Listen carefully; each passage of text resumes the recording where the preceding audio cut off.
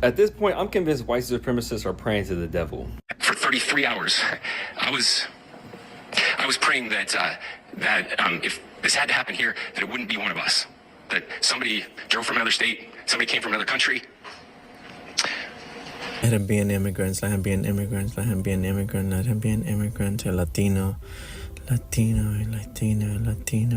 person of color, transgender, please.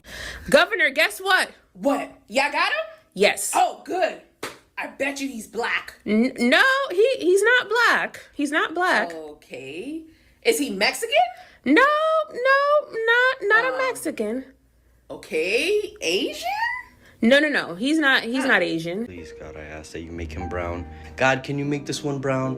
Please, don't even make him trans or anything. Just a regular brown guy. Make this one brown, God. You've made so many brown guys, so just make this one brown. Just a regular, not from here brown guy, God. I ask you in your son's name, who was also a brown guy. Hi guys, my name is Esther Daniel and you're welcome back to the channel. So now Utah Governor Spencer Kirk is under fire for something he said right after Charlie Kirk's shooting. In his speech, he admitted that when he first heard about the attack, he prayed it wasn't one of them. A lot of people caught that part, and let's just say it's not sitting well because who exactly is them? Was he thinking black folks? Was he thinking Muslim or immigrants? That's what people online are now debating. And trust me, people are dragging him for it. So I'm going to play you some clips so you can hear the reactions yourself. But before we get into it, please subscribe to the channel, like and share the video to help the channel out. And don't forget to drop your thoughts in the comments. That if this had to happen here, that it wouldn't be one of us. That somebody... You wanted him to be an immigrant. That's what you wanted. You either wanted him to be a or a Mexican immigrant. Y'all was banking on it. Y'all was like, yes, if he could have just been a Mexican, if he could have just been black, we could have get this race war on and popping. Yeah. No race war for you. It was a 22-year-old white kid whose daddy was a Republican pastor and the whole family were Trump supporters. Utah is big fucking sad that Charlie Kirk's assassin is a white male. Watch this. Bad stuff happens. For 33 hours, I was praying that if this had to happen here, that it wouldn't be one of us. That somebody drove from another state, somebody came from another country. Sadly, that prayer was not answered the way I had hoped for. Just because I thought it would make it easier on us if we could just say, hey, we don't do that here. And indeed, Utah is a special place. We lead the nation in charitable giving. We lead the nation in service every year. But it did happen here. He said, God damn it. I thought we was going to get our race war started. We can't get a race war started with this. Who the fuck hired the white guy? I thought we were supposed to get somebody with some color. How are we going to start a race war with this guy? He big sad that they can't blame it on a black person. They can't blame it on a brown person. They can't blame it on a motherfucker from another country. It was your own homegrown terrorist that y'all love to raise. That's exactly who it was. The usual suspect. MAGA on MAGA crime. That's what it is. So just go ahead and accept it. It was one of y'all. I was praying that if this had to happen here, that it wouldn't be one of us. That somebody drove from another state, somebody came from another country. Sadly, that prayer was not answered. For him to say he really prayed that it wasn't one of them says so much, right? Like he really thought it was going to be a Democrat. Or better yet, he wanted to be a person of color. He wanted to be an immigrant. He wanted to be someone who was trans. Whatever, he wanted to be nothing but what it was. A white Republican who was heavy in MAGA. No, couldn't be. Man, it's crazy how now you want to switch up your tune and you want peace. When we should have had peace in the first place, we should have been talking about unity. But no, it wasn't an individual, it was a group of people. I mean, everybody, those liberals. I mean, all the past 2 days have been nothing but people basically making lists of Black and brown creators that they wanted to and more. I mean, I seen a woman literally almost bust a blood vessel screaming about how dare Democrats do this. And look what we have here. It's so quick for them to go ahead and accuse anybody but themselves when it's showing that the violent party is not the Democrats. It's not. But yeah, and let's not forget this dude right here. If he don't look just crazy, I don't know what crazy is. But anyway, y'all have a good time. No, but for real, I need Christians to explain to me what the governor of Utah meant when he said, I was praying to God that it was not one of us. Look, I grew up in a Pentecostal church. My grandfather was a bishop. My brother's a preacher. My other grandfather's a preacher. I got cousins, preachers. I've heard a lot of sermons in my life. I've heard a lot of prayers.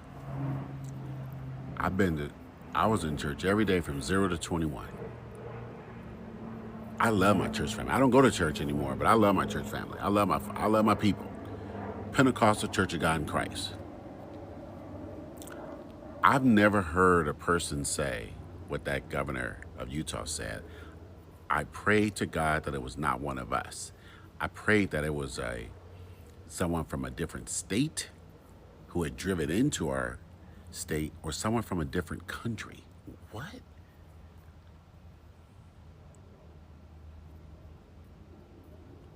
So this is for Christians. People who call themselves Christian. What did that man mean by that? Was he hoping that it was a non-white person? Because that's how I heard it.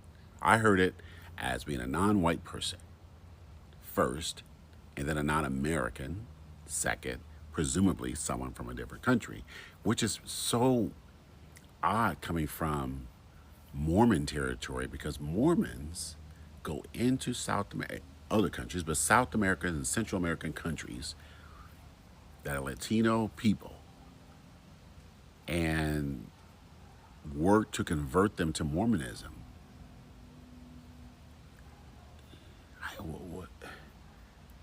What did he mean by that? That was such an odd statement. And look, I don't know that governor, and I saw he was emotional up there. And it seems like he was most emotional because it was a white guy that killed that other guy. So somebody help me understand that. Some Christians out there, help me understand that. Bro, I don't mean to laugh, but racism is funny sometimes, man. All I could do was laugh. That Utah governor got up there and said, dang it, he wasn't... He said, oh my gosh, I can't even say it. He said, dang it, he wasn't a Democrat. He said, bro, and I cannot make this up.